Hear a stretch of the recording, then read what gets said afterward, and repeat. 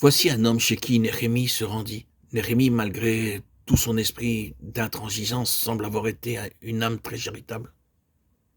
Et un jour, il alla voir cet homme de façon amicale.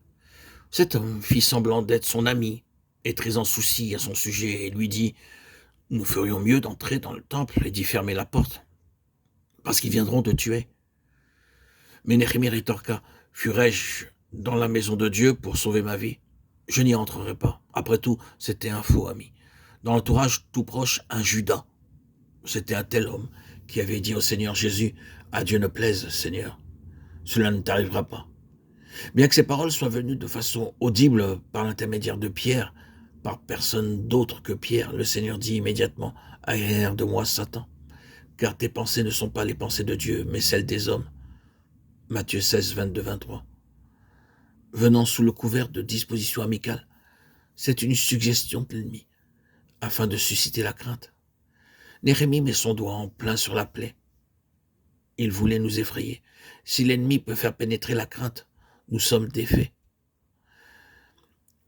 Vous lisez ce livre de Néhémie et vous pouvez constater que tout ceci vient de l'extérieur. Et ensuite, de l'intérieur vient ceci: les forces manquent à ceux qui portent les fardeaux. Néhémie 4, 10. Le peuple se fatiguait, se lassait. Peut-être n'y a-t-il pas de plus grand ennemi que la lassitude pour venir à bout du témoignage. Vous en savez quelque chose? Même le fait d'être fatigué physiquement, quelle force formidable de découragement cela peut représenter. L'ennemi ne fonce-t-il pas tout droit sur la lassitude? Que nous soyons mentalement fatigués, dans un état où nous ressentons que nous ne pouvons plus faire face mentalement aux choses. Et quelle position périlleuse cela représente. La force de ceux qui portaient les fardeaux s'en allait. C'était un moment périlleux et Néhémie dut prendre des mesures spéciales face à la lassitude.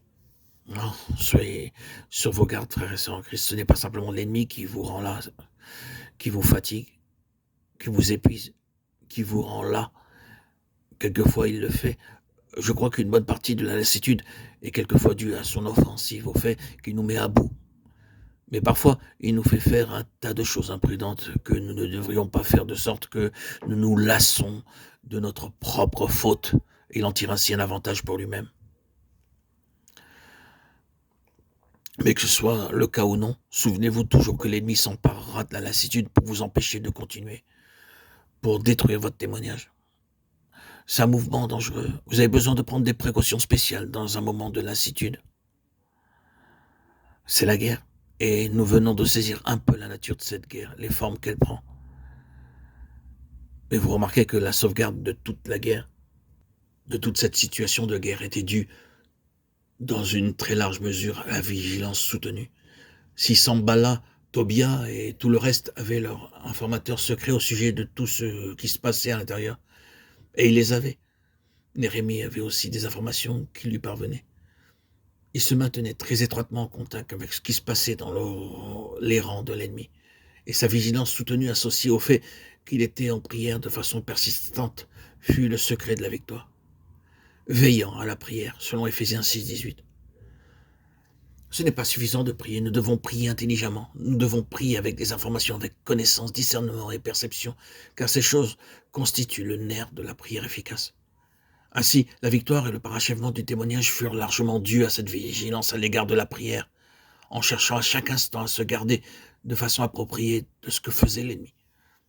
C'est un sujet très important en lui-même. Ici, il s'agit vraiment d'une guerre. Le fait est que lorsque Dieu cherche à faire une chose nouvelle, en rétablissant quelque chose de plus de son plein dessein, c'est une situation de conflit intense et particulier. Le conflit peut prendre de nombreuses formes différentes, mais l'objectif de toutes ces formes est unique: faire cesser l'ouvrage.